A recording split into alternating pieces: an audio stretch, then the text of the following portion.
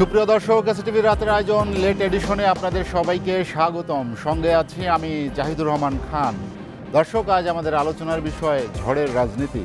আর এই আলোচনায় আমার সঙ্গে স্টুডিওতে আছেন বাংলাদেশ আওয়ামী লীগের ত্রাণ ও সমাজ কল্যাণ বিষয়ক সম্পাদক মোহাম্মদ আমিনুল ইসলাম, গবেষণা প্রতিষ্ঠান জি9-এর সাধারণ সম্পাদক ডাক্তার শাকাত হোসেন শায়ন্ত এবং জাতীয় পার্টির ভাইস চেয়ারম্যান এবং সাবেক সংসদ সদস্য আহসান আদেলুর রহমান আদেল। আপনাদের তিনজনকে আমাদের আলোচনায় স্বাগত জানাচ্ছি। আলোচনার শুরুতে আমি ডাক্তার শাকাত হোসেন শায়ন্ত ভাই আপনার কাছে যেতে চাই। আমরা আওয়ামী লীগের সাধারণ সম্পাদক ওবায়দুল কাদের একটি মন্তব্য দিয়েই আলোচনা শুরু করতে চাই। বিএনপি ফটো সেশন করে, দুর্যোগকালীন বড় কোনো ইস্যুতে মাঠে তাদের পাওয়া যায় না। ফটো সেশন কেন দুর্যোগের সময়? আপনাকে ধন্যবাদ। আসলে এই যে রেমালে আমাদের উপকূলীয় অঞ্চলের এবং আশপাশের জেলাগুলোতে যে ব্যাপক ক্ষয়ক্ষতি হয়েছে, জানমালের ক্ষতি হয়েছে এবং ইতিমধ্যে অন্তত 10 জনের প্রাণহানির খবর পাওয়া গেছে, তাদের রুহের মাগফিরাত কামনা করছি এবং ক্ষতিগ্রস্ত পরিবারের প্রতি সমবেদনা জানাচ্ছি। এইরকম ঝড়, প্রাকৃতিক দুর্যোগ এগুলো বাংলাদেশে বিভিন্ন সময় হয় এবং সেটার ম্যানেজমেন্ট সরকার এবং সরকারি সংস্থা যত ভালোভাবে করতে পারে, মানুষের ক্ষতি তত কম হয় এবং তার ম্যানেজমেন্ট তত ভালো হয়। সেইখানে সরকার এবং সরকারি প্রতিষ্ঠানের সঙ্গে সহায়ক শক্তি হিসেবে কাজ করে বিভিন্ন জনপ্রতিনিধি, বিভিন্ন রাজনৈতিক দল, সামাজিক সংগঠন এবং বিভিন্ন পর্যায়ে ব্যক্তিরা। সেই ক্ষেত্রে এগুলো হচ্ছে এডিশনাল বা সহায়ক শক্তি।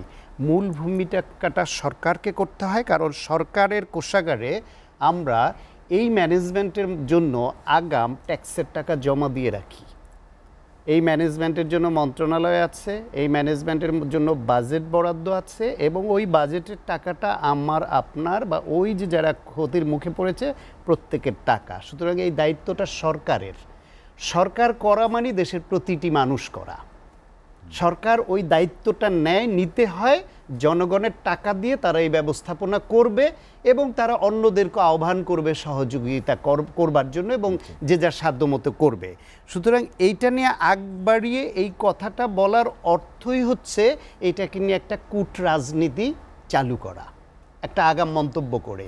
আপনি আজকে ঝড় হয়েছে, শেল্টার, আশ্রয় কেন্দ্রে শেল্টার নিবে, সবাই আশ্রয় নিবে, আসবে। এখনও তো অন্য দল ব্যক্তির যে সহযোগিতা, সেটা তো মানে এই ডিজাস্টারের পরে তাদের খাদ্য, পানীয়, চিকিৎসা অনেক কিছুর দরকার হয়, সেটা মুখ্য বিষয়। সেটা তো এখনও দেখার সুযোগ হলো না। তা আগ বাড়িয়ে এটা করার অর্থ হচ্ছে এটা নিয়ে একটা বাজে রাজনৈতিক যে কালচারে দেশে সবসময় চলে, সেই দিকে এটাকে ছুড়ে দেয়া। আর আপনি যদি এই দেশের এই যে ঝড়ের বিএনপি পাশে দাঁড়ায় না বা অমুকে পাশে দাঁড়ায় না, দেশের ক্ষতি হচ্ছে, এই ঝড়ের কথা বলেন, বাংলাদেশে তো আসলে ঝড় শুধুই রেমাল না, দেশকে ধ্বংস করার জন্য চতুর্মুখী ঝড় চলছে। চতুর্মুখী ঝড়ের মধ্যে অন্তত 4টা ঝড় তো এই মুহূর্তে এক্সিস্টই করছে রেমাল ছাড়াই। বেনজির ঝড়, আজিজ ঝড়, ডয়েচে ভ্যালের ওই যে ডকুমেন্টারি যেখানে শান্তিরক্ষা মিশন আমাদের সেনাবাহিনীর সদস্যরা বা অন্যান্য আইনশৃঙ্খলা রক্ষাকারী বাহিনীর সদস্যরা যেতে পারবে কি পারবে না, সেই ঝড়। আর একটা হচ্ছে একজন এমপি ভারতে খুন হওয়া এবং সেটার এখনও পর্যন্ত কোনো তার লাশ বা কোনো আলামত উদ্ধার করতে না পারার এবং মিডিয়ায় নানান রকমের গল্প ছেড়ে দেওয়ার যে ঝড়। ফলে এই 4টা ঝড়ের চতুর্মুখী ঝড় অলরেডি এক্সিস্ট করছে। এই 4টা ঝড় রেমালের ক্ষতি এই 4টা ঝড়ের দেশের যে ক্ষতি তার তুলনায় অনেক কম, অনেক কম। কারণ এই 4টার মধ্যে দেখেন আপনি, যে এমপি খুন হয়েছেন মর্মান্তিকভাবে এবং তার দলের লোক, তার দলের নেতার ভাই, তার বন্ধু, তা দ্বারা এবং স্মাগলিংয়ে যুক্ত হয়ে যেসব সংবাদ মাধ্যমে এখন আসছে, সেই রকম একজন ব্যক্তিকে আওয়ামী লীগ প্যাট্রোনাইজ করে নেতা বানিয়েছে। যত অনৈতিক, আপনার যত বেশি দুর্নীতিতে যুক্ত, যত অমানবিক, তাদেরকে তত সামনে নিয়ে আসে। করোনার সময় জালিয়াতি করে যারা ধরা খেয়েছে তাদেরকেও ছাড় দেয়, যারা আপনার এইরকম দুর্নীতি করে তাদেরকেও ছাড় দেয় এবং প্যাট্রোনাইজ করে, ভালো ভালো পদে দেয়, এমপি বানায় নমিনেশন দেওয়া। সেই একটা কাহিনী সেটা আছে। এটা হচ্ছে রাজনৈতিক কালচার এবং খারাপদের হাতে নেতৃত্ব ছুড়ে দেয় যে দেশের ক্ষতি করা। বেনজির আহমেদ পুলিশের আইজিপি থাকা, র্যাবের মহাপরিচালক থাকা, ডিএমপি কমিশনার থাকা অবস্থায় এই দেশের গণতন্ত্র এবং মানবাধিকারের প্রশ্নে যতটা ক্ষতি করেছেন, এইরকম ক্ষতি বাংলাদেশের আর কোনো আইজিপি করেছেন বলে এখনও কেউ বিশ্বাস করে না। আজিজ সাহেব যখন সেনা প্রধান ছিলেন, ঠিক তখন একটা অনৈতিক সরকারকে ক্ষমতায় রাখতে গিয়ে এবং তাদের পেট্রোনাইজ করে নিজের আখের গোছানোর জন্য তার পরিবারের যে খুনি এবং নানান রকমের অভিযুক্ত তার ভাই, তাদেরকে ব্যবসা পাইয়ে দেওয়া, ছাড় দেওয়া, গোপনে দেশে আনা, সেই সবও তো all the prime minister men নামে আল জাজিরায় যেই রিপোর্ট প্রকাশিত হয়েছিল তাতে আসছে। সুতরাং উনিও দেশের গণতন্ত্র, মানবাধিকার এবং অর্থনীতির যে ক্ষতি করেছেন তার সমকক্ষ ক্ষতি এই সাম্প্রতিককালে আর ওইরকম ধরা পড়ার সংখ্যা কম আছে। এখন এই যে আমাদের গর্বের যে বাহিনী, সেনাবাহিনী এবং এই যে র্যাবেরও যে চৌকস সদস্য যারা ছিলেন, তাদেরকে সরকার অনৈতিকভাবে কাজে লাগাতে গিয়ে যে পুরা বাহিনীটাকে প্রশ্নবিদ্ধ করে ঝুঁকির মধ্যে ফেলে দিল, যে শান্তি মিশনে যেখানে গর্বের সঙ্গে দায়িত্ব পালন করত সেটা যাওয়া অনিশ্চিত হয়ে যায় কিনা এই ভয় যে তৈরি হয়েছে, সেটাও দেশের জন্য বড় ক্ষতি। এখন এই যে ৩-৪ জনের যে ঘটনা আপনি দেখছেন, আজকে যে বেনজিরের এই ১,০০০ কোটি টাকা, ২,০০০ কোটি টাকার সম্পদ, ১৩৩ দলিল, ৮৩ দলিল, ১৪৫ বিঘা জমি, নানান কাহিনী যে বেরোচ্ছে, এটা টিপ অফ দ্য আইসবার্গ একজন ব্যক্তির। এর আগে তাকে নিয়ে যে অভিযোগ উঠেছিল যে দুবাইয়ে যে পুলিশ হত্যা মামলার আসামি আরাব খান নামে যে ছেলেটা গোল্ডের ব্যবসা করে, সেই ব্যবসার অর্থ এই বেনজিরের বলে যে অভিযোগ সংবাদ মাধ্যমে এসছিল, যেহেতু এই পরেরগুলা এখন সরকার আমলে নিচ্ছে এবং দুদক আমলে নিচ্ছে এবং সত্য বলে তারা ধরে নিয়ে তদন্ত আগাচ্ছে, ওটিও যদি সঠিক তদন্ত হয় হয়তো বেরিয়ে আসবে। এবং এইভাবে তাদের গোটা সিস্টেমটাকে একটা ডাকাততন্ত্র, একটা মাফিয়াতন্ত্র কায়েম করে ফেলেছে। তার মধ্যে যেখানে যেখানে বনিবনার ঘাটতি, ওনারা আবার এটা বললেই বলবেন যে হ্যাঁ সরকার কাউকে ছাড় দেয় না, সরকার তো ধরছে, এর জন্য সরকারকে বাহবা দিতে হবে। আপনি কি মনে করেন বাংলাদেশের এরকম হাই অফিসিয়াল যারা, তাদের পেছনে গোয়েন্দা নজরদারি থাকে না? কেউই তো গোয়েন্দা, যাকে আপনি গোয়েন্দা প্রধান বানাবেন তার পেছনেও আরেক গোয়েন্দা লাগানো থাকে, তার উপর গোয়েন্দা নজরদারির জন্য যে তিনি ঠিক পথে আছেন কিনা। এটাই অ্যাডমিনিস্ট্রেশন। ইনি এমপি ছিলেন, জানেন, অনেকেই এটা জানেন। তাহলে আপনার কি মনে হয় যে এই যে বেনজিরের আজকে যেই বিষয় সামনে আসলো, এত বছর ধরে এই পদের অপব্যবহার করে সে যে সম্পদের পাহাড় গড়েছে, এটার গোয়েন্দা রিপোর্ট ছিল না, এটা জানতো না? আজিজ সাহেব যে এইভাবে যেসব অন্যায়ের সঙ্গে, অপকর্মের সঙ্গে যুক্ত হয়েছেন বলে আজকে আসছে এবং পররাষ্ট্রমন্ত্রী বলছেন যে তারা ছাড় দেবেন না, এই সেনাবাহিনী তার বিরুদ্ধে ব্যবস্থা নেবে সরকার না নিলেও, তার মানে তারা মেনে নিচ্ছেন বিষয়গুলা। তাহলে তাদের গোয়েন্দা রিপোর্ট ছিল না? সরকার সব জানে, সব জানতো, তাদের কাছে সব রিপোর্ট আছে। তারা অনৈতিকভাবে ক্ষমতায় থাকবার জন্য এই প্রশাসনের বিভিন্ন গুরুত্বপূর্ণ ব্যক্তিদেরকে নির্বিঘ্নে দুর্নীতি করার, অপকর্ম করার, হিউম্যান রাইটস ভায়োলেশন করে বিতর্কিত হবার সুযোগ করে দিয়েছে, যাতে এই লোকগুলা এই সরকারের ওনারশিপ নেয় এইভাবে যে সরকার অনৈতিক কাজ করছে, ঠিক আছে, তাদেরকে আমরা ক্ষমতায় রাখছি, ঠিক আছে, কিন্তু আমরাও তো এত দুর্নীতি করেছি, আমরাও এত সম্পদ বানিয়েছি, আমরা টাকা পাচার করেছি, আমরা মানুষ খুন করেছি, সুতরাং এই সরকার না থাকলে আমরা বিপদে পড়ব, আমাদের বিরুদ্ধে তদন্ত হবে, আমরা বিচার হতে আসবো, সুতরাং এই ওরা থাকলে আমরা থাকবো, তাদেরকে রাখা সেই রকম বনিবনার ঘাটতির কারণে 2-4 জন এখন ধরা পড়ছে। তারপর ইন্টারনাল এক্সটার্নাল কোন কোন কর্নার থেকে কি প্রেসার আসছে সেটাও বিবেচনার বিষয়, তা নিয়ে বাহাবা নেওয়ার সুযোগ নেই। সায়ন্ত, আমি আপনাকে আবার আসবো। মোহাম্মদ আমিনুল ইসলাম, ডাক্তার সায়ন্ত বলছিলেন যে চতুর্মুখী ঝড়ের কথা বলেছেন তিনি কয়েকজনের নাম উল্লেখ করেছেন। ব্যবস্থা তো এই সরকারই নিচ্ছে বা এই সরকারই তদন্ত করছে। গবেষক মানুষ গবেষণা করে জাতিকে বিভ্রান্ত করার জন্য যা যা বলার সবই এক নিঃশ্বাসে বলে গেলেন। প্রশ্নটা ছিল ঝড়ের রাজনীতি। তিনি বলছেন সরকার যা করে সব জনগণ করে, খুব ভালো কথা বলেছেন। আবার যখন সরকার ব্যর্থ হয় তখন কিন্তু জনগণ ব্যর্থ হয় না, বলে সরকার ব্যর্থ হয়েছে। এই যে স্ববিরোধিতা, বেশি দূরে যাব না। 91 সালে বেগম জিয়া প্রধানমন্ত্রী ছিলেন, চট্টগ্রামের প্রলয়ঙ্করী ঘূর্ণিঝড় হয়েছিল, 1.5 লক্ষাধিক মানুষের মৃত্যু হয়েছিল। বেগম জিয়া চট্টগ্রামের একটি আসন থেকে তখন পার্লামেন্ট মেম্বারও হয়েছিলেন। তো উনি জানার আগেই উনি তখন সরকারে ছিলেন, প্রধানমন্ত্রী ছিলেন, বাংলাদেশের তৎকালীন বিরোধী দলের নেত্রী বঙ্গবন্ধু কন্যা চট্টগ্রামে হাজির হয়েছিলেন এবং বেগম জিয়া বলেছিলেন যত মানুষ মারা যাওয়ার কথা ছিল তত মানুষ মারা যায়নি। এই হচ্ছে যে রাজনৈতিক দলের কমিটমেন্ট মানুষের প্রতি। সে রাজনৈতিক দলের নেতারা গবেষণা করে ইনিয়ে বিনিয়ে কত মিথ্যাচার করবে সেটা আমি এখন জাতির সামনে একটু তুলে ধরতে চাই। উনি এম এ আজিজের কথা বলেছেন, খুব স্পষ্ট বক্তব্য। জেনারেল আজিজের অপকর্মের দায় আওয়ামী লীগের নয়, তবে আওয়ামী লীগ কিন্তু জেনারেল আজিজকে 7 জনকে ডিঙিয়ে সেনাপ্রদান করেনি, যেটা মঈনুল আহমেদ করেছিল বিএনপি। এখানে বিএনপির সাথে আওয়ামী লীগের পার্থক্য। ইভেন সবসময় সেনাবাহিনী প্রধান, বিমান বাহিনী প্রধান, নৌবাহিনী প্রধান, পুলিশ প্রধান, এই বাহিনী পদগুলো রাজনৈতিক বিবেচনা হয়, কিন্তু সেখানে তারা 8-9 জনকে ডিগিয়ে যখন ক্ষমতা থাকে তখন সেনাপ্রধান বা বাহিনী প্রধান বানান। আওয়ামী লীগ সেটা বানায় না। জেনারেল আজিজ তখন একেবারে সিনিয়রিটির ভিত্তিতে সেনাপ্রধান হয়েছিলেন। এখন অ্যাকশন নিলে বলছে মানুষ দেখানো অ্যাকশন নিচ্ছি, অ্যাকশন না নিলে বলছে অ্যাকশন নিচ্ছি না। আচ্ছা, বর্তমানে আমেরিকান প্রেসিডেন্ট, সাবেক প্রেসিডেন্ট ডোনাল্ড ট্রাম্পের বিরুদ্ধে বিচার চলছে। আচ্ছা, ডোনাল্ড ট্রাম্প যখন প্রেসিডেন্ট ছিলেন তখন কি তার বিরুদ্ধে বিচার শুরু হয়েছিল? কি গবেষণা করেন আল্লাহ মালুম, আল্লাহ জানেন। এখন আমার বিচার আপনি কখন করবেন? আমার অপরাধ সম্পর্কে যখন জানবেন, জানার আগে কি বিচার করা সম্ভব?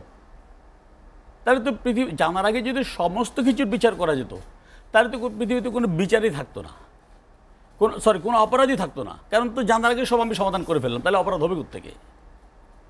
তো এখন হচ্ছে কি, তারা সবসময় ধান ভাঙতে শিবের গীত গায়।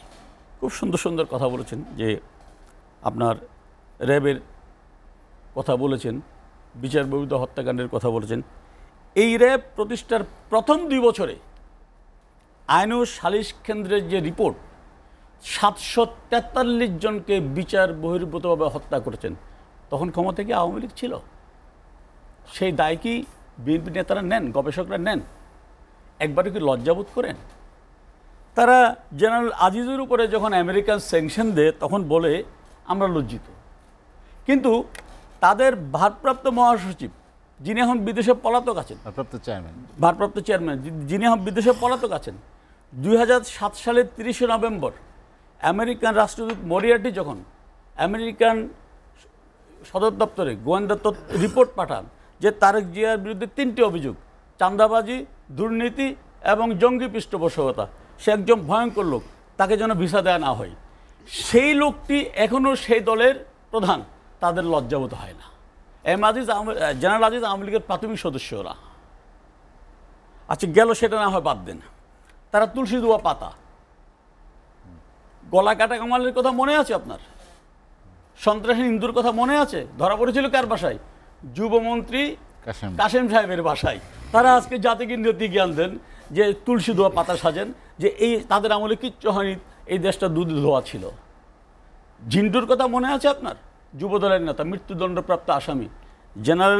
জনাব মওদুদ আহমেদ যখন আইনমন্ত্রী সুইডেন বেড়াতে গিয়েছিলেন, জিন্টু তখন সুইডেনে থাকতেন, তাকে সাথে করে নিয়ে এসে 1 সপ্তাহের মধ্যে তা আবেদন করে তাকে মাফ করে মুক্তি দিয়েছিলেন। আর উনি যার কথা বলছেন জেনারেল আজিজের ভাই জোসেফ, 97-এর নভেম্বর মাসে গ্রেপ্তার হয়েছিলেন। আওয়ামী লীগ তখন ক্ষমতায়, সে ছাত্রলীগ করতো জোসেফ, তার বিরুদ্ধে অভিযোগ ছিল, সে কারণে আওয়ামী লীগ তাকে ছেড়ে দেয়নি। 2001 সালের 15 জুলাই যখন আওয়ামী লীগ ক্ষমতা হ্যান্ডওভার করে তত্ত্বাবধায়ক সরকারের কাছে, তখনও জোসেফ জেলখানায় 22 বছর ও জেল খাটল। অ্যাপিলেট ডিভিশন তার সাজা মৃত্যুদণ্ড থেকে কমিয়ে যাবজ্জীবন করলো। আচ্ছা জাহেদ, আপনি বলেন, যাবজ্জীবন দণ্ডপ্রাপ্ত একজন আসামি, এখানে একজন আইন প্রণেতাও আছেন সাবেক, 22 বছর জেল কাটার পরে পৃথিবীর দেশে দেশে তার সাজা তো এমনি মৌকুফ হয়ে যায়, রাষ্ট্রপতি কাছে ক্ষমতাও চাইতে হয় না। এখানে তারা ডাল মেকুস কালা খুঁজেন। এই হচ্ছে বিএনপির রাজনীতি, এই হচ্ছে তাদের সবিরোধিতার রাজনীতি। সরকার সব করবে, হ্যাঁ অবশ্যই, দুর্যোগে সরকারের দায়িত্ব বেশি, অস্বীকার করার জায়গা নেই। এবং সরকারি মেশিনারিজ থেকে যেভাবে মানুষের কাছে কাজ করা যায়, কোনো রাজনৈতিক দল এককভাবে সেটা পারে না, কিন্তু রাজনীতি যদি মানুষের জন্য হয় সেটা পারে। আপনার মনে আছে আইলার কথা? তখন বঙ্গবন্ধু কন্যা কারাগারে ছিলেন 1/11-এর সময়, তিনি কারাগার থেকে সিডরের সময় কারাগারে। তিনি কারাগার থেকে বলেছিলেন আমার মুক্তির মিছিল না করে মানুষের পাশে যেতে হবে। সেদিন আওয়ামী লীগ নেতারা জীবনের ঝুঁকি নিয়ে সিডরে গিয়েছিল। আপনার মনে আছে কোভিডের কথা? আইলাও মানুষ আছে, যখন আইলা ঘর থেকে বেরোতে ভয় পাচ্ছিল, সন্তান যখন মানলার জঙ্গলে ফেলে আসছিল, তখন এই আওয়ামী লীগের নেতাকর্মীরাই অক্সিজেন সিলিন্ডার নিয়ে মানুষের ঘরে ঘরে পৌঁছেছিল। সুতরাং এগুলো যতই আপনি দৃষ্টি অন্যদিকে ফেরানোর চেষ্টা করেন, এখন আমি XYZ যে হোক, সেটা ব্যানার্জির হোক, সেটা আমি হই, সেটা আপনি হন, একটা মানুষের বিরুদ্ধে তো ব্যবস্থা তখন নেওয়া হবে যদি তার অন্যায় দোষী হন বা তদন্ত প্রমাণিত সেগুলো হয়। মানুষের কাছে আসে। এখন কোনো কিছুই আসার আগে কোন জাদু মন্ত্র বলে সরকার অথবা পৃথিবীর কোন সরকার সেই ব্যবস্থা নিতে পারে, উনি যদি একটু বলতেন জাতির কাছে পরিষ্কার হতো। আমিনুল ইসলাম, আমি আপনার কাছে আবার আসবো। হাসানুল আদিলুর রহমান আদিল ভাই, আমরা নিয়ে আলোচনা করছিলাম যে দুর্যোগ নিয়েও রাজনীতি বিভিন্ন সময় হয়। আপনি দেখলেন যে আসলে যে চতুর্দিকের দুর্যোগের কথা বলছেন, ঝড়ের কথা বলেছেন ডাক্তার সায়ন্ত, আপনার কি মনে হয় যে সত্যি সত্যি আমরা ঝড়ের কবলে পড়েছি? ধন্যবাদ আপনাকে, ধন্যবাদ আমাদের সহ আলোচক এবং এসএটিভির লেট এডিশনের দর্শকবৃন্দকে সালাম ও শুভেচ্ছা। না, ডক্টর সায়ন্ত ভাই বেশ সুন্দর করে বলেছেন যে আসলে আমরা যে চতুর্মুখী একটা চাপের মধ্যে এখন আমাদের দেশের রাজনীতি এবং দেশের জনগণ পড়েছে। গত সপ্তাহটি বেশ ঘটনাবহুল ছিল এবং বহু ঘটনা চোখের সামনে হঠাৎ করে আমাদের আসা শুরু করলো এবং সেই সাথে আজকে আবার রেমালের যেই দুর্যোগ আমরা দেখলাম, 10 জন মতো মারা গেছে এবং তাদের পরিবারের লোকজনের প্রতি জানাই, আমাদের সমবেদনা জানাই এবং যারা মারা গেছেন তাদের আত্মার মাগফিরাত কামনা করছি। আমাদের দেশের রাজনীতি আসলেই ঝড়ের মধ্যে পড়েছে এবং এই ঝড়টির মূল কারণ কিন্তু আমাদের পিছনের অর্থনীতি, যেটা আমরা এখন সামনে আলোচনা করছি না, আমরা আলোচনা করছি এই 3 ব্যক্তির বিষয় নিয়ে, যেটি ডক্টর শান্ত ভাই ঠিকই বলছেন, টিপ অফ দ্য আইসবার্গ। এটি হচ্ছে কি একদম উপরের, যিনি আমাদের জেনারেল আজিজ আমাদের 2014, 2018 এবং এই দুই নির্বাচনে তার একটি সক্রিয় ভূমিকা ছিল, যে এই নির্বাচনগুলোকে আমাদের জনবিচ্ছিন্ন করে আমাদেরকে প্রশ্নবিদ্ধ করেছে এবং আমাদের বাংলাদেশ আওয়ামী লীগকে ক্ষমতায় বসানোর জন্য তার একটি বড় অবদান ছিল। এবং ডক্টর বেনজির, আমাদের সাবেক আইজিপি, তারও যে কন্ট্রিবিউশন এই সরকারকে ক্ষমতায় রাখার পিছনে, সেটি আমাদের দেশের সবাই জানেন। এটি এবং তাদের যে এই পিছনে যে বিপুল পরিমাণের দুর্নীতি করে তারা যে অর্থ উপার্জন করেছেন, এতে সরকারের যে জানা ছিল এবং এটাতে তাদের যে একটা নীরব সায় ছিল, সেটাও এখন কিন্তু লোকজনের সামনে চলে আসলো হঠাৎ করে। সবাই জানতো যে এরকম হচ্ছে, দুর্নীতি হচ্ছে এবং সরকার প্রশাসন ব্যবহার করে, বাহিনী ব্যবহার করে বারবার ক্ষমতায় আসছে এবং তাদেরকে ক্ষমতায় রাখবার জন্য এ সকল বাহিনী এবং প্রশাসনের লোকজনকে সরকার নানাভাবে তুষ্ট করে রাখছে এবং এই জিনিসটি হঠাৎ করে আমাদের এখন সামনে চলে আসলো। এবং এতে আমার যেটা মনে হয় আউটকাম যেটা হলো, যে আমাদের দেশের যে একটা নৈতিক বিশাল অবক্ষয়, এই অবক্ষয় জিনিসটি আমাদের সামনে চলে আসলো এবং আমরা বুঝতে পারলাম যে কি হচ্ছে। কিন্তু আসল সমস্যা আমাদের কিন্তু রয়ে গেল, যেটির মূল কারণ রাজনীতি, কিন্তু এখন দাঁড়িয়েছে অর্থনীতিতে। যেমন আমাদের এই রাজনীতিতে, আমাদের এই নির্বাচনগুলোতে জবাবদিহিতা না থাকাতে, মানে জনগণের ভোটের অধিকার না থাকাতে জবাবদিহিতা থাকে নাই এবং যার ফলে আমাদের যে রাজনীতি দাঁড়িয়েছে, এই রাজনীতি করে আমাদের অর্থনীতির উপরে যে প্রভাব পড়েছে, এই যে যেমন মেগা প্রজেক্ট, হাজার হাজার কোটি টাকার মেগা প্রজেক্ট, আমরা এখন $4.7 বিলিয়ন জন্য IMF যা বলছে আমরা তাই শুনছি। আমাদের এই দ্রব্যমূল্য বৃদ্ধি করা, ঋণের সুদ বৃদ্ধি করা, যেভাবে তারা যেই পরামর্শ দিচ্ছে তাই করছে। কিন্তু যে কোনো একটি মেগা প্রজেক্ট যদি আমরা নেই, অনেকগুলো মেগা প্রজেক্ট হয়েছে হাজার হাজার কোটি টাকার, মানে বিলিয়ন বিলিয়ন ডলারের যে প্রজেক্টগুলো হয়েছে, সেখান থেকে সেগুলো যদি আমরা নাও হাতে নিতাম কোনো অসুবিধা ছিল না। সেগুলো যদি আমরা জনসম্পদ উন্নয়নে ব্যবহার করতাম, সেগুলো যদি আমরা শিক্ষা খাতে ব্যবহার করতাম, স্বাস্থ্য খাতে ব্যবহার করতাম, তাহলে আমাদের দেশের রূপ পাল্টে যেত। কিন্তু সেটি করেনি।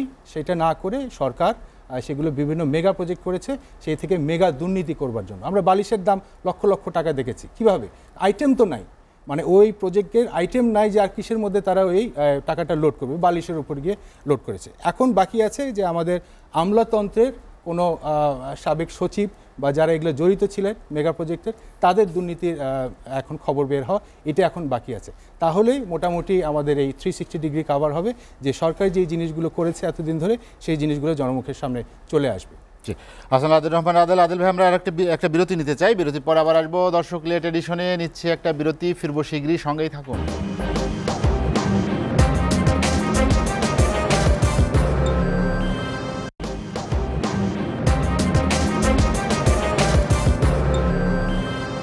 দেখছেন এসএটিভি রাতের আয়োজন লেট এডিশন। বিরতির পর আমরা আবারও ফিরছি আলোচনায়। ডাক্তার শাকাত হোসেন শায়ন্ত, আমরা আবার আলোচনায় ফিরতে চাই। আপনি চারদিকে ঝড়ের কথা বলছিলেন যে যা দেখা যাচ্ছে সেটি আসলে টপ অফ দ্য আইস, যেটি আর কি উপরে দেখায়, আসলে এর বাইরে আর কি আছে যেটা? শোনেন, এই মিডিয়ায়, আপনি মিডিয়ায় দীর্ঘদিন ধরে আছেন, সব খবর রাখেন, আপনি সব জানেন, হয়তো আমাকে দিয়ে বলাতে চান। এর বাইরে কি আছে দেখেন, এই যে বলছে, উনি বললেন যে আজিজের বিরুদ্ধে প্রমাণ না পাইলে বা তথ্য না পাইলে আগে কিভাবে ব্যবস্থা নেয়। আল জাজিরার রিপোর্টটা প্রকাশ করছে কয় বছর আগে? 2 বছরের বেশি হয়ে গেছে না? 2 বছর আগে আল জাজিরা যে তথ্য প্রমাণ সহ all the prime minister man যে ডকুমেন্টারি রিপোর্ট প্রকাশ করলো, অনুসন্ধানী রিপোর্ট, যদি আপনি মনে করেন ওর মধ্যে কিছু অতিরঞ্জিত আছে, কিছু বাড়ানো আছে, কিছু ভুল তথ্য আছে, সেটা আপনি ফাইন্ড আউট করেন। যেটুকু সত্যতা আছে সেটা ধরে আপনি তদন্ত করেন। 2 বছরের সরকার এক বিন্দু তদন্ত করে একটা ক্লু বের করেছে যে হ্যাঁ আজিজ এই অপরাধটা বা এই দুর্নীতিটা বা এই অন্যায়টা করেছে? করে নাই। এখন তাকে কেন পররাষ্ট্রমন্ত্রীকে বলতে হচ্ছে যে সে অবসরপ্রাপ্ত হইলেও সেনা আইনে তার বিচার হইতে পারে, সেনাবাহিনী ব্যবস্থা নিবে, আর বেনজিরের ব্যাপারে কোনো ছাড় দেওয়া হবে না? এ কথাটা এখন কেন বলছে?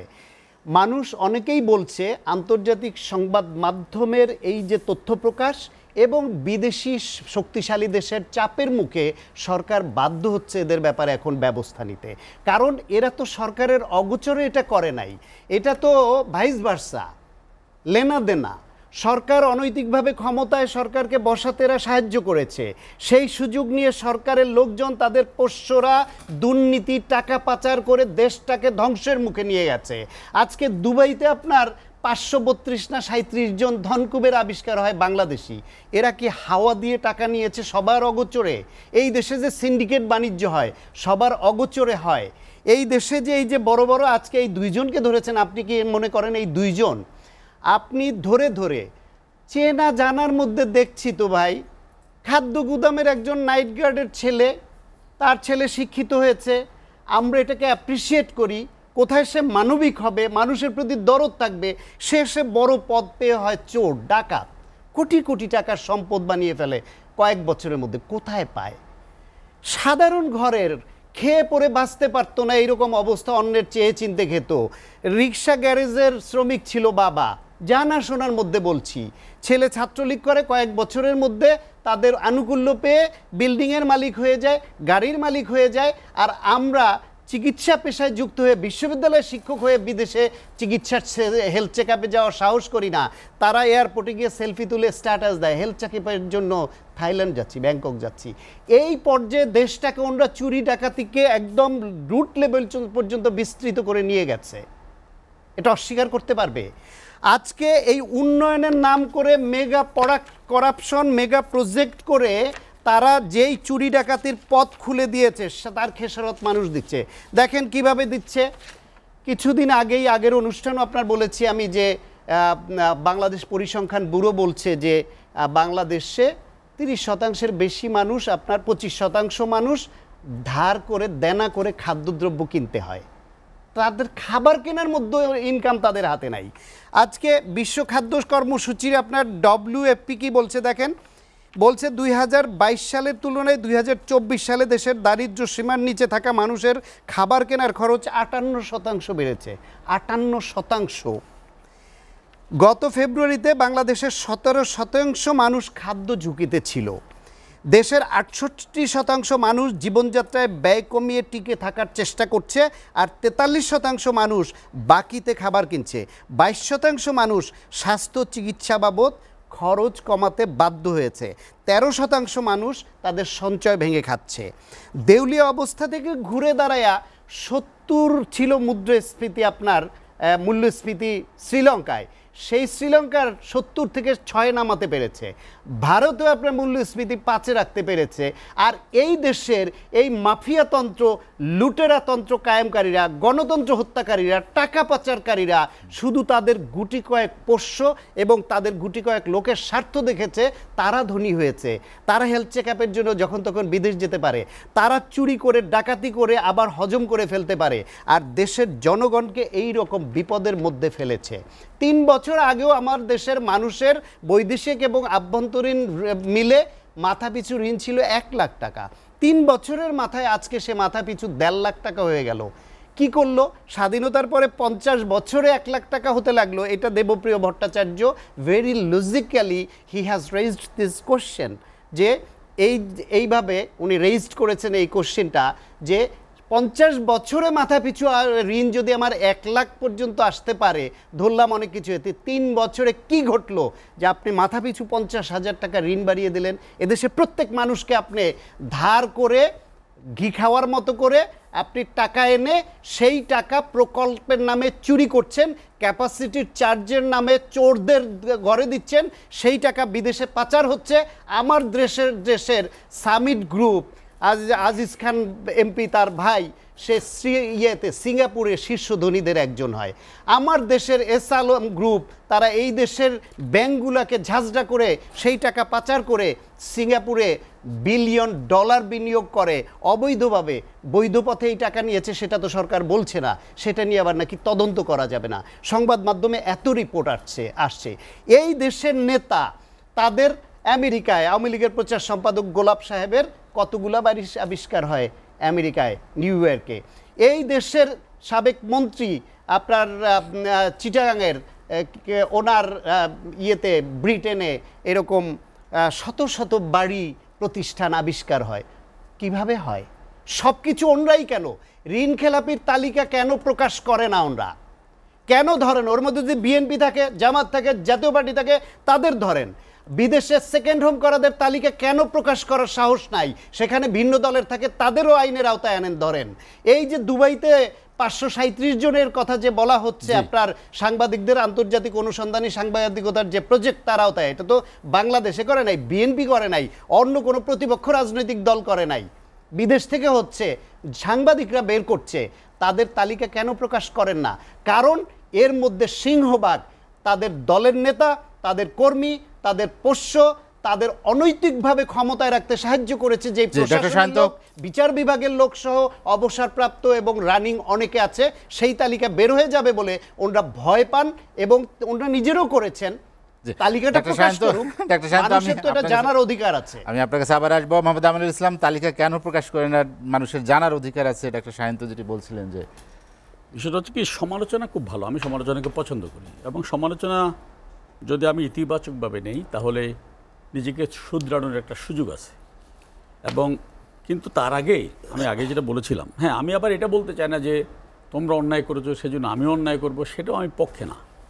কিন্তু যখন আমি আগের অপরাধের জন্য জাতির কাছে ক্ষমা চাইব, তখন আমার সমালোচনাগুলো, আমার কথাগুলো মানুষের কাছে বিশ্বাসযোগ্য হবে।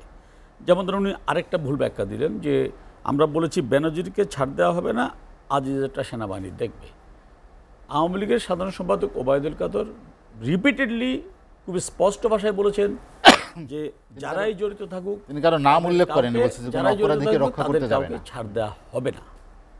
না, আমি পররাষ্ট্রমন্ত্রীর কথা বলছি, উনি এই দুইটা নাম উল্লেখ করে বলেছেন। সাধারণ সম্পাদক পররাষ্ট্রমন্ত্রী এই দুইটা নাম উল্লেখ করে সাংবাদিকদের বলেছেন, সব পত্রিকায় রিপোর্ট আসছে। তো এখন উনি স্পষ্টত বলেছেন। আর যদি আমি বারবার যে কথাটা বলছি যে বিএনপি নেতারা যেভাবে জাতির সামনে বাংলাদেশ থেকে উপস্থাপন করতে চাচ্ছে যে সব কিছু চুরি হয়ে যাচ্ছে, কিচ্ছু নাই, তাহলে তবে আমরা গত 15 বছরে 15 বার বিশ্ব চ্যাম্পিয়ন হইতাম, যেটা তাদের আমলে 5 বার হয়েছিলাম। এটাও মিথ্যা তথ্য, কারণ এটা মিথ্যা তথ্য। আমি প্রটেস্ট করছি। না, আমি মিথ্যা বললে সঙ্গে সঙ্গে বলবো, এটা হচ্ছে না, মিথ্যা বললে সঙ্গে সঙ্গে বলবো এটা মিথ্যা, এটা মানতে হবে, এটা মিথ্যা। 5 বার আওয়ামী লীগের আমলে হয় না। না না, এটা আপনাকে মানতে হবে। আপনার 5 বেলায় বার আপনি হয় বলবেন, নাই। আপনি বলার না, সময় না, আপনি 100 বার বলবেন। আপনি যখন এই আপনি কাজ বলার করুন সময় না দেয়, আপনি আপনার বলবেন। এটুকুই মানুষ শুনবে, আপনি বলার 5 বার সময় হয়েছে। বলবেন। একটা মিথ্যা বারবার না, না, বলতে আপনি বলতে বলবেন সত্য 100 বানাতে বার। পারেন আপনি বলার না। সময় বলবেন, তো আপনাকে সময় না, না, দিবে না, তো আবার। আমার সময় বললো এটা আলাদা না, না, কাট দিবে করে তো দিবে, আপনাকে, আপনার আপনি তো টুকু disturb আলাদা করছেন, দিবে, শুনুন। মানুষকে এটা ভুল হচ্ছে- তথ্য দিচ্ছেন, এটা হচ্ছে মানুষকে বিএনপির বিভ্রান্ত nature। করছেন, ওরা এটা মানতে মানুষকে হবে। আপনাদের বিএনপি সময় 2 বার পর- হয়েছে। সবই বাদ দেন, যেই দলের প্রথম শীর্ষ চ্যাম্পিয়ন নেতার আপনারা বিরুদ্ধে করেছেন। FBI এসে সাক্ষ্য দিল, উনি অর্থ পাচারের কথা বলছেন, লজ্জা থাকলে উনি এই দলটা জীবনে করতেন না। তার দলের নেতার বিরুদ্ধে অর্থ পাচারকৃত অর্থ দেশে ফেরত এসেছে 2007-এ। ওটা আওয়ামী লীগ সরকার তখন ক্ষমতায় ছিল না, সিঙ্গাপুর থেকে। তার দলের নেতা ঘুষ নিয়েছে, এটা যারা ঘুষ নিয়েছে তারা সাক্ষ্য দিয়েছে FBI বাংলাদেশে এসে। আওয়ামী লীগের কোনো নেতা সম্পর্কে এখন এরকম সাক্ষ্য দেয় নাই। এখন মানুষ যদি 2 কান কাটা হয় জনাব জাহিদ, আমার বলার কিছু নেই। আমি আবার বলছি, তারা করেছে বলে আমি করবো সেটা আমি মানি না, সেটা আমি স্বীকার করি না। আমরা করব না বলে দেখা যাচ্ছে আওয়ামী লীগের এমপি মন্ত্রী থেকে শুরু করে অনেকে এখনও কেউ দুদকের দরজায় দৌড়াচ্ছে, কেউ হাইকোর্টের দরজায় দৌড়াচ্ছে, ছাড় পাচ্ছে না। উনি বালিশকাণ্ডের কথা বলেছেন, ওনার বাড়ি ওদিকেই উত্তরবঙ্গে। বালিশকাণ্ডের সাথে যারা জড়িত ছিল, সে কন্ট্রাক্টর, ইঞ্জিনিয়ার, পিডি, একজনও কি জেলের বাইরে আছে? দুর্নীতি পৃথিবীর কোন দেশে হয় না? শান্ত সাহেব বলছেন যে ঋণের কথা, উনি তো অনেক পড়াশোনা করেন। একটি দেশের জিডিপির 60%, 65% যদি ঋণ থাকে, তবু সেই দেশ ঝুঁকির মধ্যে যায় না। আর আমাদের জিডিপির 42% হচ্ছে আমাদের ঋণ এখন, যেটা আগে 33% ছিল।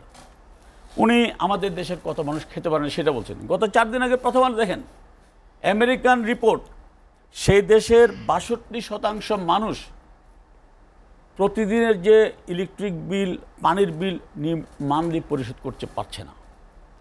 41% মানুষ খাবার কমিয়ে দিয়েছে। এটা বৈশ্বিক বাস্তবতা। এই বৈশ্বিক বাস্তবতাকে অস্বীকার করে আপনি হয়তো মনের মাধুরী মিশিয়ে কথা বলে যেতে পারবেন, কিন্তু এখানে আলটিমেটলি রেজাল্ট আসবে না। আপনি কি মনে করেন যে বিরোধী পক্ষের যে অভিযোগ অনুযোগ যেগুলো আছে সেগুলো কি সব পুরোটাই রাজনীতি? আমি বলছি কি, রাজনৈতিক সবকিছু যদি রাজনৈতিক হতো, ওরা অভিযোগ ছাড়াই বেনজির বিরুদ্ধে তো কেউ অভিযোগ করেনি। পত্রিকায় রিপোর্ট আসছে, রিপোর্টের ভিত্তিতে দুদক সার্ভে তদন্ত করেছে, তদন্ত করে প্রমাণ পাওয়ার পরে তার বিরুদ্ধে মামলা হয়েছে। মামলা হয়নি এখনো, তদন্ত করছে। অলরেডি তার সম্পদ ক্রোকের আদেশ দিয়েছে। নির্দেশনা আদালত থেকে দিয়ে দিয়েছে।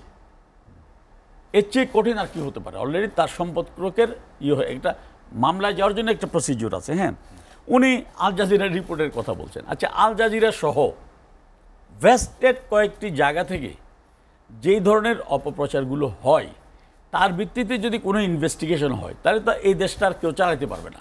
ওদের কাজই তো হচ্ছে সকাল থেকে সন্ধ্যা পর্যন্ত মিথ্যা। কি লিখছে? অল আর প্রাইম মিনিস্টার্স ম্যান। কেন ভাই ওরা প্রাইম মিনিস্টার ম্যান কেন হবে? কি কারণে হবে? কেউ এসে আমার নামে বললে কি সে আমার মানুষ হয়ে গেল? এটার উপর কি আমাকে অ্যাকশন নিতে হবে? এটা কি হইতে পারে? উনি আওয়ামী লীগের সাবেক একজন মন্ত্রীর কথা বলেছেন। উনি খবর নিক চট্টগ্রামে গিয়ে, ওনার ফ্যামিলি, ওনার বাবা কত সাল থেকে ওখানে ছিল, ওখানে বিজনেস করছি, ব্যবসা করতো, কত সাল থেকে, পাকিস্তান আমল থেকে ছিল। হ্যাঁ, তারপরেও আমি মনে করি উনি অথবা আমি যে হই, যদি সেখানে কোনো আর্থিক অনিয়ম থাকে, সেখানেও ব্যবস্থা নেওয়ার ক্ষেত্রে আমার কোনো দ্বিধা নেই। রাজনীতি যখন করি অভিযোগ থাকবেই, নানা অভিযোগ থাকা মানে কিন্তু সেটা অপরাধী হয়ে যাওয়া তা নয়। কিন্তু আমি যেটা বলছি, আমি বলছি না যে আওয়ামী লীগ আমরা একেবারে মানে তুলসী দোয়া পাতা। আমি বলছি না যে আমাদের রাষ্ট্র পরিচালনার কোনো ভুল নেই। কিন্তু আমি যেটা দায়িত্ব নিয়ে বলতে চাই যে তাদের আমলের চেয়ে অনেক স্বচ্ছভাবে আমরা রাষ্ট্র পরিচালনা করছি বলেই আমরা দুর্নীতি বিশ্ব চ্যাম্পিয়ন হই না। উনি বলছেন যে কি বলছে আপনার, এই যে ক্যাপাসিটি চার্জের কথা বলছেন। জি, ক্যাপাসিটি চার্জ দিয়ে পৃথিবীতে এমন একটি দেশ পাবেন না যেখানে ইলেকট্রিসিটি যখন করবেন যেখানে সিঙ্গেল বায়ার, সেখানে ক্যাপাসিটি চার্জ আপনাকে দিতে হবে। এখন ক্যাপাসিটি চার্জ দেওয়ার ক্ষেত্রে কতটুকু কম বেশি সেটা নিয়ে বিতর্ক হতে পারে, কিন্তু এটাও তো মনে রাখা দরকার, এই বিদ্যুৎ না থাকার কারণে এই দেশে এক সময় আমাদের এক্সপোর্ট ছিল 5 বিলিয়ন, সেটা আজকে 52 বিলিয়নে রূপান্তরিত হয়েছে। এটা তো ইলেকট্রিসিটির আসছে বলেই, নাহলে তো হতো না। আর যে প্রতিদিন একটা গল্প বলে যাচ্ছেন মেগা প্রকল্প, মেগা দুর্নীতি, মেগা প্রকল্পে যদি মেগা দুর্নীতি হতো তাহলে তো ভাই প্রকল্প আমি আপনার কাছে আবার আসবো। থেমে যেত। আমি আহসান আদিল রহমান, আদিল ভাই আমি আপনার কাছে যেতে চাই, যেটি শান্ত ভাই বলছিলেন যে বাংলাদেশ পরিসংখ্যান ব্যুরোর একটি প্রতিবেদনের কথা তিনি উল্লেখ করেছেন, এবং আমিন ভাই যেটি বললেন যে বৈশ্বিক বাস্তবতাও এখানে আমাদের বিবেচনায় নিতে হবে। আপনি নিজেও তো আর্থিক প্রতিষ্ঠানতে সংশ্লিষ্ট ছিলেন, আপনার কি মনে হয় যে বৈশ্বিক বাস্তবতায় আসলে আমরা কতটা অবস্থান করছি, কোন অবস্থানে? না, বৈশ্বিক বাস্তবতা, অন্যান্য দেশের অর্থনীতি, কোনো দেশের অর্থনীতির মূল চালিকা শক্তি তাদের খনিজ সম্পদ, কোনো দেশের ব্যবসা বাণিজ্য, কোনো দেশের সার্ভিস ইন্ডাস্ট্রি, এক এক দেশের এক এক রকম থাকে। আমাদের দেশের মূল যদি আমরা ব্যবসা বলি, আমরা কি বলতে পারি? আমরা বলতে পারি গার্মেন্টস, একটি আমাদের এক্সপোর্ট সেক্টর আছে, আরেকটি আমাদের রেমিটেন্স বিদেশ থেকে আছে। আর আমাদের মূল্যস্ফীতি এখন 10%-এর উপরে চলে গেছে, যেটা 7.5%-এর মধ্যে রাখার কথা ছিল, এটা এখন 10.5%-এর উপরে চলে গেছে। এবং এটি কোনো দেশের জন্য সুস্থ নয়, সুস্থ মানে অর্থনীতির কোনো নিদর্শন নয় বা নির্দেশক নয়। এছাড়া আরও যেটি মানে এখানে বলতে চাই, এখানে উল্লেখ্য যে বাজেট, আগামী যে বাজেট আসছে, এই বাজেটও আপনারা দেখবেন যে এবারেও সরকার প্রায় 8 লক্ষ কোটি টাকার একটা বাজেট করবে, যেখানে আমাদের কোনো অর্থই নাই। যেখানে আমরা $4.5 বিলিয়ন জন্য IMF-এর সকল কথা শুনছি, সেখানে আমাদের এখন এরকম বিলিয়ন ডলারের আমাদের বাজেট করতে হবে, যার মানে যেটা উন্নয়ন বাজেট করবার মতো কোনো ক্ষমতা, আর্থিক সক্ষমতা আমাদের নেই। আমাদের রেভিনিউ অতি অল্প, আমাদের মাত্র 2.5 লক্ষ কোটি টাকা থেকে 3 লক্ষ কোটি টাকা এরকম আমাদের আয়, আর বাকিটা পুরোটাই হচ্ছে কি আমাদের ঋণ করে করতে হবে, আবার ওই ঋণ করে করতে হবে। যেটা ডক্টর দেবপ্রিয় বলেছেন যে 50 বছর লেগেছে 1 লক্ষ করতে, এখন হচ্ছে আমাদের 1.5 লক্ষ এই 3 বছরে হয়ে গেছে। মানে আমরা শুধু নিজেই নয়, আমাদের ভবিষ্যৎ প্রজন্মকে, আগামী 25 বছরের প্রজন্মকেও আমরা ঋণগ্রস্ত করে ফেলেছি। এটা তো কোনো অর্থনীতির জন্য সুসংবাদ হতে পারে না। এছাড়া যে মানে আমাদের যে টানেলের, এখন যে আমাদের মেগা প্রজেক্টগুলোর যে ফিজিবিলিটি কখনো হয়নি, যে টানেল থেকে আমরা দেখতে পাচ্ছি যে প্রত্যেক মাসে মনে হয় আপনার প্রত্যেক দিনই 26 লক্ষ টাকা করে মানে তাদের ঘাটতি হচ্ছে। মানে এখানে যেই রেভিনিউ আসছে সেই রেভিনিউ ফোরকাস্টেড রেভিনিউ আসছে না। এরকম প্রত্যেকটি মেগা প্রজেক্টেরই দেখবেন যে রেভিনিউ এটা অনেক লং টার্ম। এই রূপপুর যে বিদ্যুৎ কেন্দ্র, এটা তো ট্রান্সমিশন লাইনই হয়নি, তারপরে ট্রান্সমিশন লাইন হবে, তারপরে এটা উন্নয়ন হবে। 13.5 বিলিয়নের মতো খরচ হয়েছে, যেখানে ভারতে সিমিলার প্রজেক্ট প্রায় 3.5 বিলিয়নে করা হয়েছে। আমাদের $10 বিলিয়ন শুধু এক্সট্রা খরচ করা হয়েছে, এবং সেটা হয়তো আমাদের রাশিয়ার সঙ্গে সুসম্পর্কের জন্য আমাদের সরকার করেছেন। এরকম বিভিন্ন প্রজেক্টে আমাদের দেশের অর্থনীতিকে, দেশের অর্থকে আমাদের জিম্মি করে এই সরকার বিভিন্ন ধরনের প্রজেক্ট করেছে, যেটা দেশের অর্থনীতির জন্য মোটেও সুখকর নয়। তারপরে আসেন যে আমাদের 350 কোটি টাকা দিয়ে আমাদের এখন ইউএনওডিসিদের জন্য গাড়ি কেনার দরকার হচ্ছে। কেন? ওনাদের কি সব গাড়ি নষ্ট হয়ে গেছে, এগুলো কি এখন আর ইউজ করা যাচ্ছে না? তা তো নয়। এই কৃচ্ছতা সাধনের সময় কেন তাদের জন্য কিনতে হবে? এখান থেকে আমরা বোঝা যায় যে সরকার আমাদের জনগণের কথা না চিন্তা করে তাদের সরকারে বা ক্ষমতায় থাকবার জন্য যেখানে যেখানে টাকা পয়সা নেওয়ার কথা, দেওয়ার কথা, সেই জিনিসগুলো করছেন, জনগণের দিকে তাকাচ্ছেন না। আরেকটি ব্যাপার যে ইউয়ানে আমাদের প্রায় 26 বিলিয়ন মানে US ডলারে 5 বিলিয়নের মতো আমরা ঋণ নিচ্ছি। এটা কি? এটা হচ্ছে কি সাপ্লায়ার্স ক্রেডিট। ওই চায়না থেকেই আমাদের জিনিস নিয়ে আসতে হবে, ওরা ধীরে ধীরে শোধ করবে, তারপরে এটা ক্রেডিট, তার মানে এটার মধ্যে ইন্টারেস্ট থাকবে, হাই ইন্টারেস্ট থাকবে। তার মানে আমাদের ঋণ করে আমাদের এখন অর্থনীতি চালাতে হচ্ছে, যেখানে আমাদের 46 বিলিয়ন রিজার্ভ ছিল, একটা সুন্দর একটা মানে আমাদের একটা শক্তিশালী অর্থনীতি ছিল, সেখান থেকে আমাদের একটা পুরো ভঙ্গুর এবং ঋণগ্রস্ত আমরা একটা দেশে পরিণত হয়েছি। এই যে আমাদের রেমিটেন্স আনা, যে গার্মেন্টস এবং রেমিটেন্স 100 বিলিয়নের মতো গত 5 বছরে আমাদের রেমিটেন্স এসছে, 100 বিলিয়নের মতো। সেখানে এই প্রবাসীদের জন্য আমাদের সরকার কিছু করে না, কিন্তু এই $4.7 বিলিয়ন যেটা IMF থেকে আসবে, তার জন্য যা কিছু করার দরকার সব কিছু করছে। এবং আমাদের অর্থনীতি, হ্যাঁ, IMF যেই ফর্মুলাগুলো দিয়েছে যে এখন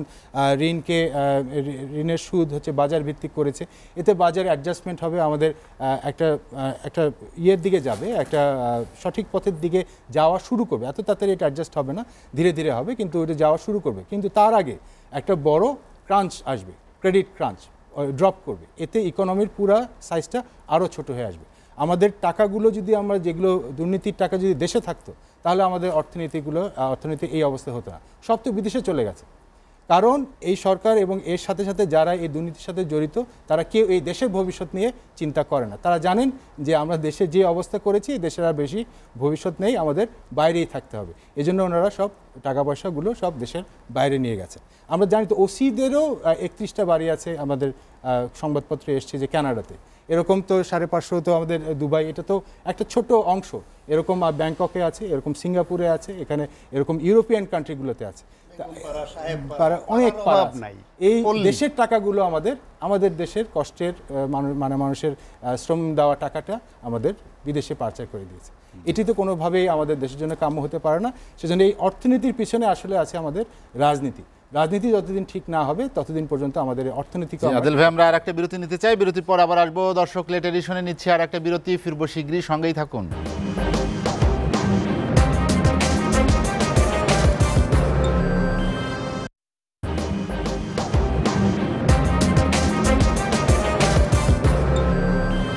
দেখছেন এসএটিভি রাতের আয়োজন লেট এডিশন। বিরতির পর আমরা আবারও ফিরছি আলোচনায়। ডক্টর স্বাগত হোসেন শান্ত, যেটি নিয়ে আমরা আলোচনা করছিলাম, বিশেষ করে আহসান আদিল রহমান বললেন যে সব কিছুর মূল হচ্ছে রাজনীতি, আমাদের রাজনীতিটাই সঠিক পথে নাই বা সঠিক চর্চা হচ্ছে না রাজনীতিতে। ডেফিনেটলি সব কিছুর মূলে রাজনীতি নাই বলে জবাবদিহিতে নাই। দেশে যদি গণতন্ত্র থাকতো, নির্বাচন থাকতো, জবাবদিহিতা থাকতো, তাহলে চোরগুলাও একটু রয়ে শয়ে চুরি করতো, বুঝতো যে আমি তো নির্বাচন আসলে ভোট চাইতে গেলে আমাকে তো এর জবাবটা দিতে হবে। এই মানে বললেন যে কি 2 কান কাটা নাকি বিএনপির নাকি লজ্জা নাই। আমি তো বলি আওয়ামী লীগ করতে হইলে তাদের লজ্জা শব্দটাকে ডিপ ফ্রিজে রেখে আসতে হয়, তা না হলে তারা নিজেরা ভয়াবহ দুর্নীতির সঙ্গে যুক্ত হয়ে নিজ সরকার ক্ষমতা থাকা অবস্থায় মামলা খেয়ে পলাতক থেকে, দৌড়ের উপর থেকে, সেই সব নেতাদেরও দেখি বিভিন্ন টকশোতে গিয়ে গলাবাজি করে। লজ্জা থাকলে এটা পারতো, লজ্জাটাকে ডিপ ফ্রিজে রেখে যারা পারে তারা বড় নেতা। এই যে একটা কথা যেটা বলল যে বিএনপি দুর্নীতি থেকে দেশকে প্রথম চ্যাম্পিয়ন করেছে, 5 বার চ্যাম্পিয়ন হয়েছে বিএনপি সমলে, এই ন্যারেটিভটার একটা এক্সপ্লেনেশন দরকার। এবং এটা ডাহা মিথ্যা না, শুধু ডাহা মিথ্যা। কিভাবে ডাহা মিথ্যা বলি? 2001 সালে বাংলাদেশ প্রথম দুর্নীতিতে চ্যাম্পিয়ন হয়, 1 নম্বরে হয়। 2001 সালে যে রিপোর্টটা আসে সেই রিপোর্টটা 2000 সালের রিপোর্ট। 2000 সালে দেশে ক্ষমতায় ছিল কে? বিএনপি ছিল, আওয়ামী লীগ ছিল। 2001 সালের অক্টোবরে নির্বাচন হয়েছে, তাহলে প্রথম 6 মাস আওয়ামী লীগ ছিল, পরের 3 মাস তত্ত্বাবধায়ক সরকার ছিল, তারপর বিএনপি ক্ষমতা গ্রহণ করছে 3 মাস থাকতে। তো তাইলে 2001 সালের রিপোর্টটা যেটা 2002 সালে প্রকাশিত হলো, সেইটারও 6 মাস আওয়ামী লীগের, 3 মাস তত্ত্বাবধায়ক সরকার, সেটা বিএনপির। তাহলে প্রথম 2 বছর গেল হইল গিয়ে আওয়ামী লীগ এবং তত্ত্বাবধায়ক সরকার 3 মাস মিলে তারা দেশকে এই পর্যায়ে এনেছে। বিএনপি আসার পরে এটাও আমি বলবো দুঃখজনক যে তারা দুর্নীতিকে খুব বড়ভাবে দুর্নীতি দূর করতে পারে নাই। তারা কি করছে আমি বলি, বিএনপির আমলে 3 বছর পরপর এরপরও দুর্নীতিতে 1 নাম্বার ছিল। কিন্তু সেই 3 বছরের মধ্যে কি হয়েছে দেখেন, আওয়ামী লীগের আমলে প্রথমে স্কোর ছিল 10-এর মধ্যে 0.4, খেয়াল করেন। তারপরের বছর 1.2, তারপর 1.3, তারপর 1.5, তারপর 1.7, তারপর হচ্ছে 2006 সালে স্কোর 2। এবং বিএনপি 3 বছর দুর্নীতিতে 1 নম্বরে থাকলো, শেষের দিকে এসে সে এইখান থেকে দুর্নীতিকে 1 নাম্বার থেকে তারা বের করে এনে তারা 3য় অবস্থানে আনতে পেরেছিল, 3 নম্বরে ছিল। তাহলে বিএনপির সময় দুর্নীতি কমেছে, স্কোরে উন্নতি হয়েছে, এবং 3 বছর তাদের সময় দুর্নীতিতে 1 নম্বরে ছিল, এই দায় তাদের নিতে হবে, এর জবাবদিহিতে তারা করবে। কিন্তু তার মানে এই না যে আপনি অ্যাভারেজ বলে দিবেন যে 5 বছর বিএনপির আমলে দুর্নীতিতে চ্যাম্পিয়ন ছিল, আওয়ামী লীগের আমলে। বাংলাদেশকে প্রথমেই কলঙ্ক তিলকটা লেপন করেছে আওয়ামী লীগ তাদের দুর্নীতিবাজ দিয়ে 2000 সালে, 2001-এ যে রিপোর্ট। এই ভুল ব্যাখ্যাটা আওয়ামী লীগের নেতারা যারা আসেন তাদের নেতাদের একদম গলাবাজির মূল মন্ত্র হচ্ছে বিএনপির বিরুদ্ধে এই গদবাদা কথা বলা। এই ন্যারেটিভটা চেঞ্জ করতে হবে। এই মিথ্যা যে যেখানে বলবে, এই মিথ্যাটা আপনি আমি তো বললাম বিএনপি সেটার দায় বিএনপি নিতে হবে, আমি তো বললাম সেটার দায় বিএনপি নিতে হবে। কিন্তু ওই যে ভুল তথ্যটা আপনারা দেন, আরে ভাই ওই ভুল তথ্যটা দেন, সেটার জন্য ভুল স্বীকার করতে হবে, ক্ষমা চাইতে হবে যে এটা আমি ভুল বলেছি। আপনাদের তো ওটুকু দায়িত্ববোধ এবং লজ্জা শরম নাই যে আমি যে একটা ভুল তথ্য দিয়া প্রতিপক্ষকে গালি দিয়ে আমি ক্ষমা চাই যে না 5 বার বিএনপি হয় নাই, আওয়ামী লীগই শুরু করেছিল, সেই কথাটা অন্তত বলেন। এইভাবে নিজের গায়ের জোরে জামায়াতের সঙ্গে আওয়ামী লীগের সম্পর্ককে হাইড করে নিয়ে একতরফা বিএনপির উপর চালায়। সন্ত্রাস, গাড়ি পোড়ানো, জানমালের হত্যা নিজেরা করে দায় বিএনপির উপর চালায়। প্রত্যেকটা ক্ষেত্রে মিথ্যাই হচ্ছে তাদের একমাত্র সম্বল এবং লজ্জাহীনতাই তাদের। অসংখ্য ধন্যবাদ আলোচনায় যোগ দেওয়ার জন্য আমিনুল ইসলাম। আমরা আলোচনা শেষ করতে চাই। ধরেন উনি যে ব্যাখ্যাটা দিলেন যে তারা কমিয়ে আনছে, আমার একটা গল্পের কথা মনে পড়ে গেল যে এক লোকটা সাপের কামড়ে মরে গেছে, তো পাশে এসে বলতেছে ভাগ্য ভালো, কামড় চোখের নিষিদ্ধ হচ্ছে, চোখে হরে না। 3.5 বছর দুর্নীতিতে চ্যাম্পিয়ন হলো, এর জন্য লজ্জা নেই। দলের ভারপ্রাপ্ত চেয়ারম্যানের বিরুদ্ধে FBI এসে দুর্নীতির সাক্ষ্য দিল, চুরি করা টাকা ফেরত পাঠালো, লজ্জা নেই। আরে আগে যে মিথ্যা তথ্য দিছেন ওইটার জন্য লজ্জিত হন। আগে জামাতের কথা, আগে যে মিথ্যা তথ্য দিছেন ওইটার জন্য একটু ক্ষমা চান। ছাত্র শিবির, আপনি যেহেতু আওয়ামী লীগের নেতা, ক্ষমা চান আগে। এই কথা যারা বলে, তারা যদি বলে আওয়ামী লীগের সাথে জামাতের সম্পর্ক হয়, আরে ভাই আওয়ামী লীগের সাথে জামাতের সম্পর্ক থাকলে তো আমরা 2008 সালে ভোটে ক্ষমতায় এসে ওদের যুদ্ধ অপরাধীদের বিচার করতাম না। আপনারা ওদের 2টা মন্ত্রী দিয়েছিলেন, আমরা 2টা মন্ত্রী না দিলে 1টা মন্ত্রী দিতাম, বিচার করতাম না। সুতরাং এইসব গল্প বলে কোনো লাভ নেই। যদি প্রত্যেকেই আয়নায় নিজের চেহারাটা দেখি, তাহলে কিন্তু আর কারোর সমালোচনা করতে হয় না। আয়নায় নিজের চেহারাটা দেখলে অনেক সমস্যার সমাধান হয়। আমি তো মনে করি আমার দলের প্রধান যদি এরকম বিদেশ থেকে এসে কেউ সাক্ষ্য দিত জিয়াস উনি চুরি করছে, দেখেন পদ্মা সেতু নিয়ে কি করে নাই দুর্নীতি প্রমাণ করার জন্য, কিন্তু খোদ সেই কানাডার আদালত, বাংলাদেশের আদালত না, কানাডার আদালত সমস্ত কিছু বিচার বিশ্লেষণ করে রায় দিয়েছে, সেখানে দুর্নীতির কিছুই হয়নি। বঙ্গবন্ধুর পরিবারকে, আওয়ামী লীগকে দুর্নীতিবাজ বানানোর চেষ্টা বৈশ্বিকভাবে হয়েছিল, কিন্তু সেটা বৈশ্বিকভাবে এটাও ভুল ব্যাখ্যা। এটা হচ্ছে আওয়ামী লীগের সাথে অন্যান্য রাজনৈতিক দলের পার্থক্য। এই পার্থক্যটা মনে রেখে রাজনীতি করলে আমার মনে হয় অনেক কিছু সমাধান হবে। আমিন ভাই, হাতে সময় নেই, আপনাকে অসংখ্য ধন্যবাদ। আলোচনা শেষ করতে চাই। আহসান আদিল রহমান, আদিল ভাই, আমরা আলোচনার শেষ দিকে চলে এসেছি যে মতদ্বৈধতা বা কে কার চেয়ে বেশি দুর্নীতি, সন্ত্রাস বা অন্য কিছুকে আশ্রয় দেয়, সেদিকে আমরা না খুঁজে সামনের দিকে এগোতে গেলে সমস্যাটা কোথায়, কেন দুই জায়গায় মতদ্বৈধতা? না, সামনের দিকে এগোতে গেলে তো আমাদের প্রথমে রাজনীতি ঠিক করতে হবে, আমাদের মানে নির্বাচন ঠিক করতে হবে, জবাবদিহিতা ঠিক করতে হবে, গণতন্ত্রটাকে পুনঃপ্রতিষ্ঠা করতে হবে, ভোটের অধিকারটা প্রতিষ্ঠা করতে হবে। তাহলেই একটা জবাবদিহিতার একটা পরিবেশ তৈরি হবে। তখন আমাদের দুর্নীতিবাজরাও তখন আর দুর্নীতি করার সাহস পাবেন না। আর ডক্টর বেনজির এবং জেনারেল আজিজ ওনাদের মতো ইতিহাসগুলো যখন সামনে চলে আসবে, তখন আরও মানে যারা ভবিষ্যতে দুর্নীতি করার চেষ্টা করবেন তাদের সামনেও একটা নিদর্শন থাকবে যে না, এটা করা যাবে না, কারণ একসময় গিয়ে এটা হয়তো পার পাওয়া যায় না। তবে আমার মনে হয় এই ঘটনা দুটোতে খুব একটা ইম্প্যাক্ট হবে বা ওনাদের যে খুব একটা ক্ষতি হবে তা না।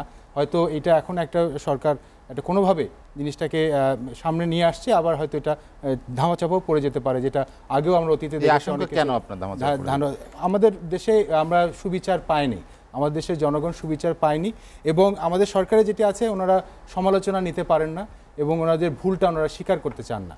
এবং ওনারা এই এখন একটু স্বীকার করেছেন, কিন্তু আলটিমেটলি ওনারা যে ভুলটা আসলেই স্বীকার করবেন এটা আমরা বিশ্বাস করি না। ওনারা হয়তো আবার বলবেন যে না, এটা অন্য কোনো কারণে হয়েছে বা এই জিনিসে হয়নি। ওনারা ভুল স্বীকার করবেন না, এবং যতদিন পর্যন্ত আমাদের রাজনীতিবিদরা তাদের ভুল স্বীকার করতে না পারবেন, যেমন বিএনপির বেলাও সত্য, যে ভুল স্বীকার করতে যদি না পারেন তাহলে আমাদের এই দ্বন্দ্ব কোনো সময় মিটবে না, আমরা সামনের দিকে এগোতে পারবো। আসলে আদিল রহমান, জাতীয় পার্টি তো সরকারেরকে সমর্থন দিয়েছে বা সঙ্গে ছিল, কোনো না কোনোভাবে এই যাত্রাপথে তারা সঙ্গে ছিল। আপনি এই দলের নেতা হিসেবে আপনার কি মনে হয়, জাতীয় পার্টি কি ভুল ছিল? জাতীয় পার্টি আমাদের বাংলাদেশের তৃতীয় বৃহত্তম দল, এবং মানে প্রতিষ্ঠা থেকে শুরু করে এখন পর্যন্ত জাতীয় পার্টি নির্বাচন করেছে, রাজনীতিতে সক্রিয় থেকেছে এবং জনগণের জন্য কাজ করার চেষ্টা করেছে। কারণ জাতীয় পার্টি জানে যে মানে মানুষের উপকার করতে গেলে, দেশের আসলে উন্নয়ন করতে গেলে আসলে সরকারে যেতে হবে।